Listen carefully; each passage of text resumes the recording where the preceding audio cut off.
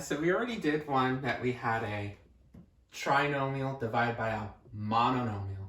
But notice this one has a binomial. See how it has two terms in the denominator? Anytime that it's a monomial, we can do the mini problems.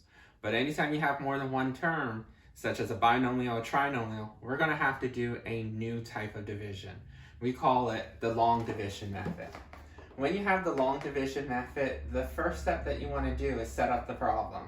Notice it has a long division sign. So the one that we had on the board was a fraction bar.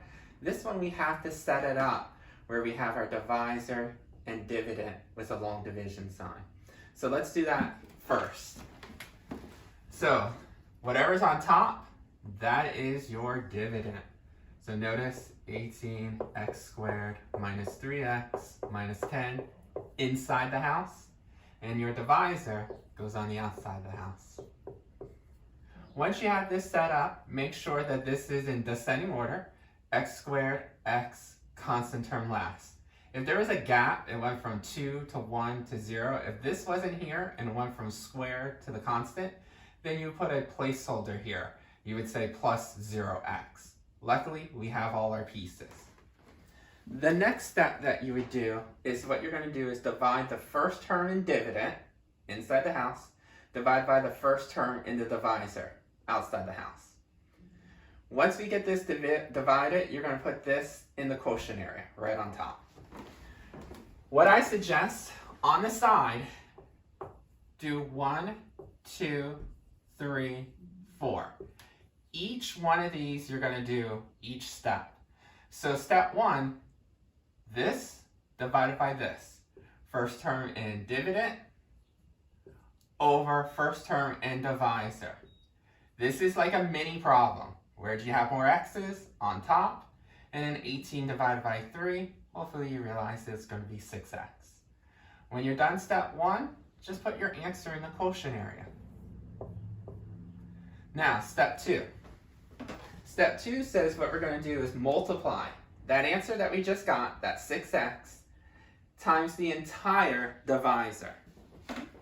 So we got the 6x, and the entire divisor is this guy, 3x plus 2.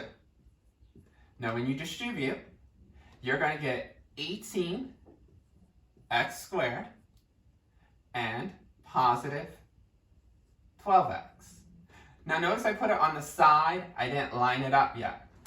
Because step 3 says we're going to subtract by changing all the signs of what we just got from step 2's answer. So that's why I put it to the side. So everything becomes the opposite. So instead of a positive 18x squared, it's going to be a negative. Instead of a positive 12x, it's going to be a negative.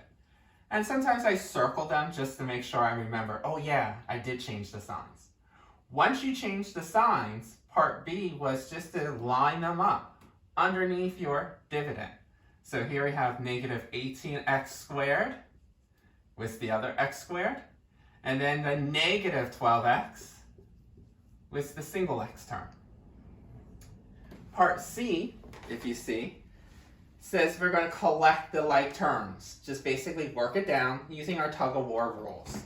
So you can see here, positive, negative, subtract. The good thing is this will always cancel out because there'll always be additive inverses. But here, negative, negative, you know we're going to add. We're going to get a negative 15x. Remember, when we collect, keep the same variable part. X stays x. Our fourth step tells us we are going to bring down the next term that we haven't touched. And then once we bring it down, we're going to repeat those same steps, 1 through 4. So notice, I didn't touch this constant term. So I'm going to bring it down. And then see how I have this now as my dividend? I'm going to repeat my steps. So I'm going to do 1, 2, 3, 4 again.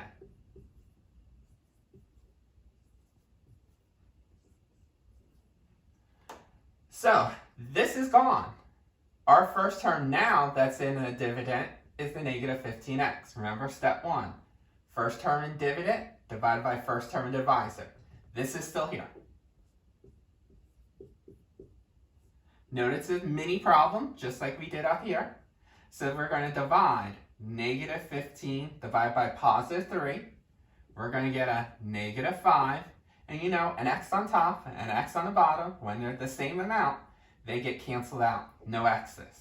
So bring up the negative 5 in the quotient area. Step 2 says take that negative 5 and multiply it, again, with the same entire divisor.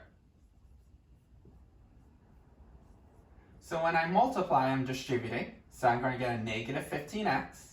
And I'll put it right down here for step 3 for right now. And negative 5 times positive 2 is negative 10. But remember, step 3 says that's A, B, C. Change all the signs that we just got from step 2. So see how this is a negative? Change it to the opposite. Positive. That was a negative. Change it to the positive. Part B is once you change the signs, line them up.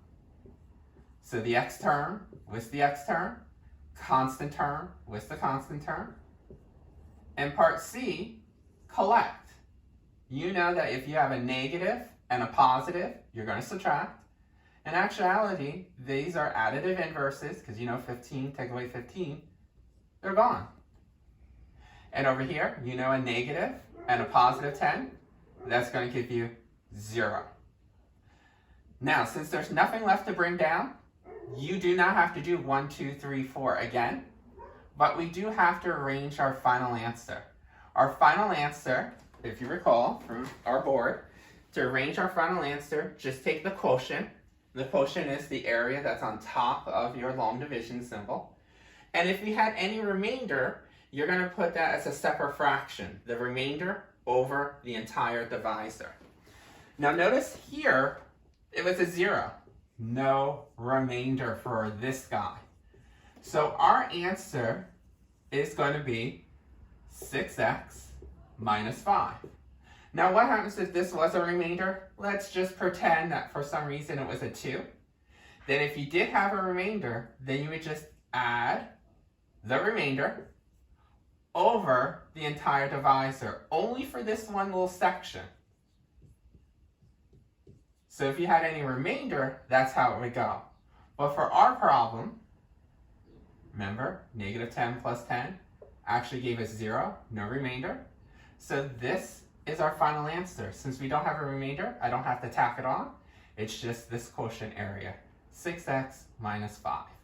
If you take this answer and multiply it with this, you would actually get your answer here. You know how to multiply a binomial times a binomial? Just do your rectangle to double check your work. All right?